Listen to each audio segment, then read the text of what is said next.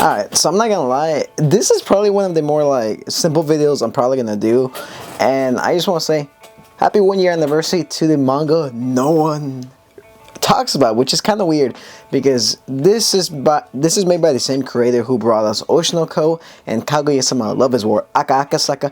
This is one of his latest romance mangas. I'm gonna be honest, it is a really, and I mean a really slow burner. Like the first chapter,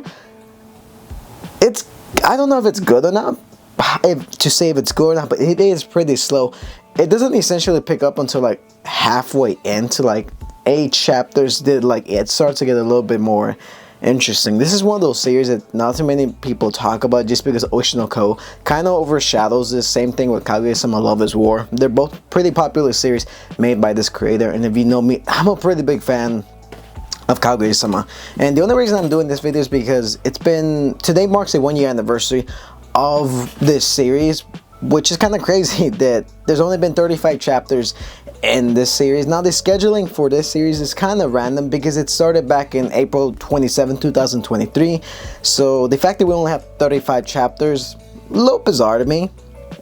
But you gotta think about it. Akasaka is still working on Oshinoko's super popular series that took off, by the way, last year, exploded in popularity due to the anime. I'm pretty sure you guys have seen it.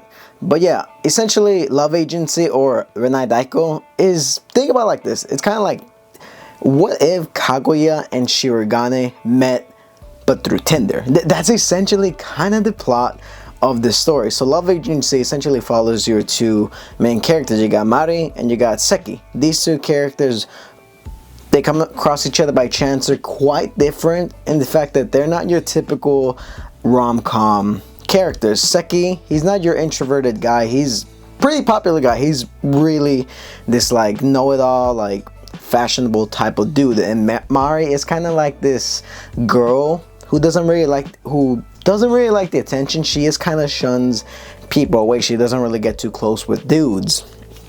And as the story progresses, really early on, they essentially get on this dating app to help them, or not dating app, but more like this dating advice app that helps them like get with one another. But as the story progresses, they start to dislike one another instantly because they do not click at all. So with the help of Kon, Mari's assistant, which is this actual girl who's using this AI type of thing to cover her body, or to cover her like personality, replace it with this little emoji type of character. And then you got Pon on the other side, which is this also AI type of character, but in reality he's just some dude that's actually helping Seki.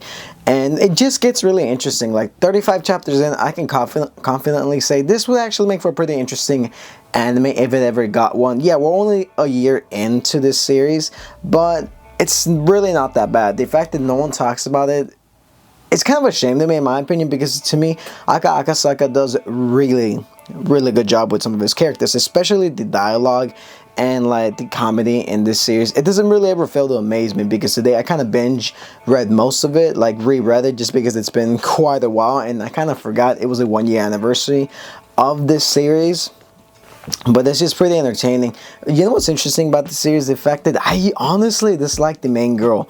Like Mari, she's this like half Swedish, half Japanese girl. She's this really pretty girl. But to me, some of the side characters are a bit more interesting, like Pon and Kon. Like they are the more fascinating characters. There's a lot more side characters that are pretty interesting. They're introduced early on in the story. They do play some vital elements. You can tell like this story was heavily influenced by Kaguya-Sama. It just took like a different type of route. Now to say if all these like series are kind of connected, they might be, they might not be. Sometimes they drop hints of it, but it is pretty interesting, this series, just because it is kind of like, what if Kaguya and Shirogane, instead of like playing these love type of games, they just went on a dating app to get advice from people. That's essentially the premise of this series. It's a pretty much slow burner, and Kaguya is essentially the opposite, or I'm sorry, Mari essentially is the opposite of Kaguya, but just a little bit more like,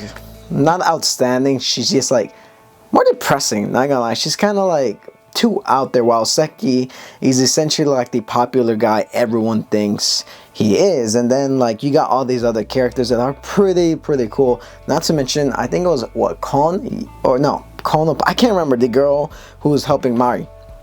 She, to me, is one of the more fascinating characters. As the story progresses, we get to see more about her. I ain't gonna lie, she really nice. She like probably my favorite in this series. I really dig her. She's pretty cool. But yeah, that's just my quick thoughts on this series. It's a pretty fascinating look on like how romance, like they make fun of the romantic tropes. Obviously, same thing with Kaguya-Sama, but instead it kind of takes it up level or two. Like it literally makes fun of all the rom-com tropes, similar to how Kaguya-Sama did, but just does it slightly better in my opinion. Like I said, it is a pretty slow burner. It starts off really slow, but as you read it, you get more involved with these characters. And you know what's pretty interesting about this? The fact that I cannot find volume 1 or volume 2 anywhere here in America. There's only the Japanese volumes, well, in Japan, so I really gotta order that. But besides that, that's just my quick takes on Renai Daikou. It's a pretty entertaining series. 35 chapters in. I honestly do recommend you guys go check it out. If you want like a romance series to check out, definitely go read it. With that being said, I'll catch you guys on my next one. So yeah, happy 1 year anniversary, and please go check this manga out.